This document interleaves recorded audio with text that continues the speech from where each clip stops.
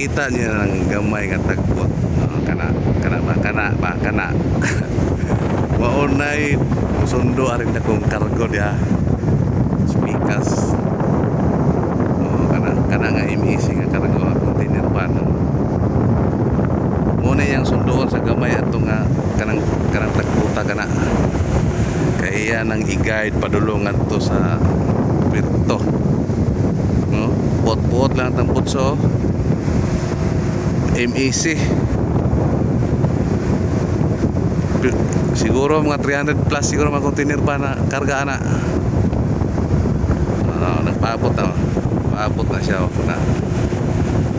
Kaya iyan ang itulak ng kuan MEC nga kargo. Kanang bangkuha. Dako kayo na. Mura nagkanang siguro mga 70 tonner siguro ni. Ang kadakon. Sundo na, ginalayan na niya.